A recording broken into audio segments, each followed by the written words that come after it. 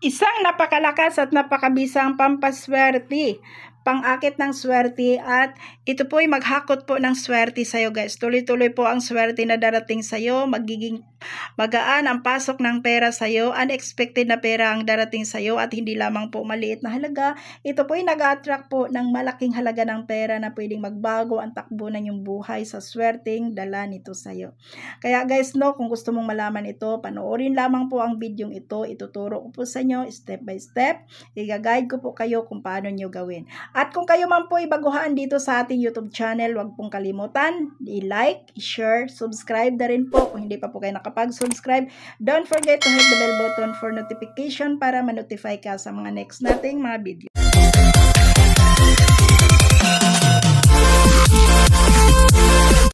Hi guys! Kumusta? Welcome to our YouTube channel, Inday 8 Buhay Probinsya. Kumusta na po ang ating mga kaswerteng hatid? Luzon, Visayas at Mindanao. Kumusta po kayo guys?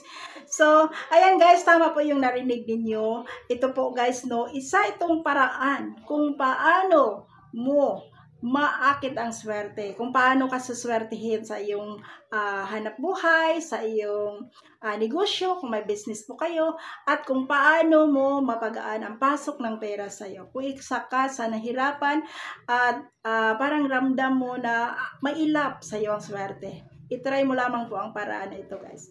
No? Ito po guys, no, napakaganda po nito. Kailangan lamang po positive ka at mag-focus po kayo sa mga magagandang bagay.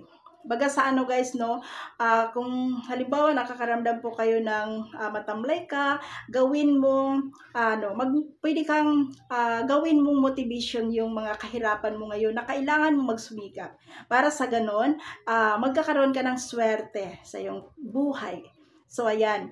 So, ngayon po guys, simple lamang po ang ating maihanda dito. Ito po guys, no, matulungan ka nito upang mabilis mo makuha yung dream mo. Okay? Isang malinis na papel po. Guys, isang malinis na papel and then panulat. Okay? So, ngayon, kailangan mo rin ang isang garapon na sarado po. May takip siya guys, no? May takip na garapon. Ayan. And then, barya. Sa barya naman po guys, ayan, isang pirasong barya, and then bawang. Bawang po, ito po. Guys, ang bawang po, ito po ang purpose sa bawang. At bakit lagyan natin ito ng bawang? Kasi ang bawang po, ayan, pangontra po yan. Okay, pangontra po sa mga malas na sinasabi.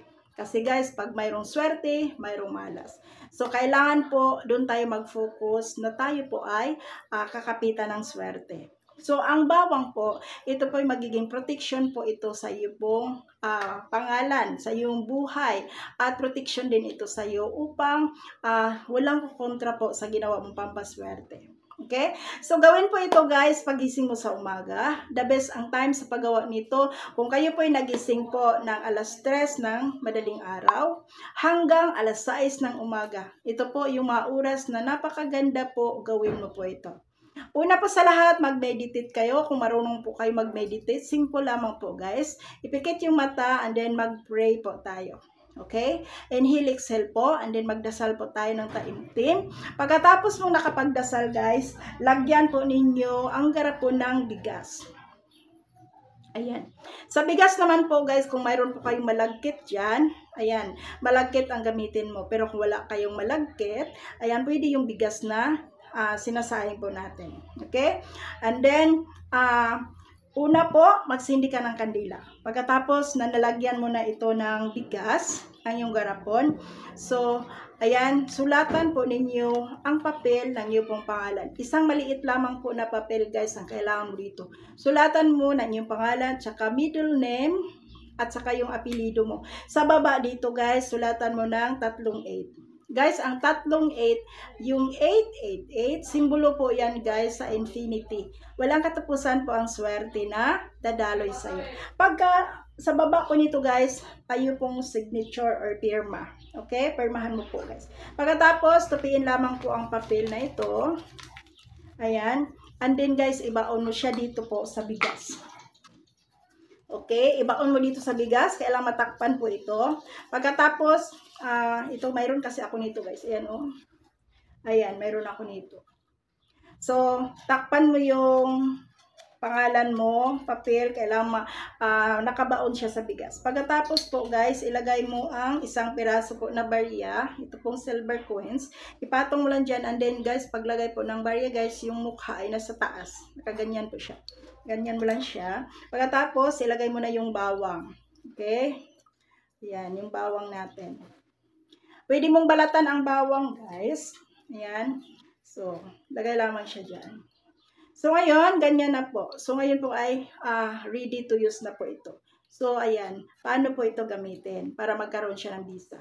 Okay? So, ngayon guys, hawakan mo po ito. And then, ibulong mo po dito ang lahat ng iyong mga dream. Iyong mga pangarap guys. No? Mag-wish ka po guys na walang ginagamit na sana. Diretso po. So, ayan. Kung halimbawa, yung wish po ninyo, magkaroon ako ng magandang buhay, suswertihin ako sa aking business. Ayan, banggitin po ninyo yan. So, ayan. So, guys, pwede kang mag-wish dito na ikaw po ay magkakaroon ka ng panalo kung ikaw ay isang mananaya.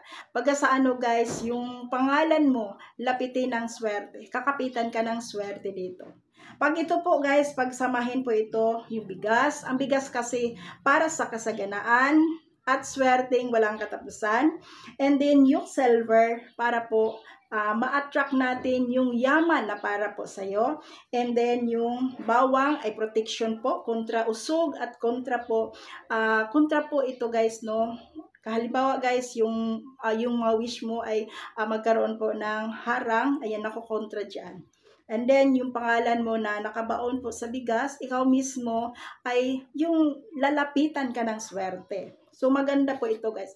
And then, pagkatapos mong nag-wish dito, guys, no? Nag-wish na po. Ang gagawin mo po nito ay takpan lamang siya, guys. And then, ilagay mo po ito, guys, doon. Malapit po sa iyong higaan. Okay?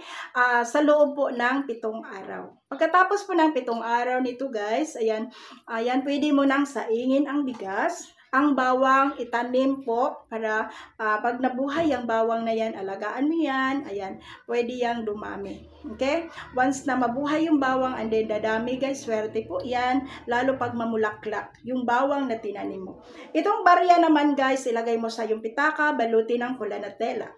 So, again, ang bigas, hugasan ng maayos and then isaing. Huwag itapon. And then yung pangalan mo guys, ilagay mo sa iyo pong pitaka.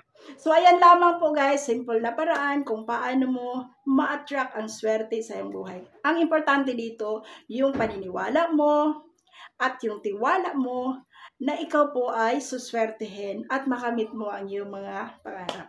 Kaya guys, kung gusto mong gawin agad ito, pwede mong gawin agad ito sa araw ng Martes at araw ng Biyernes.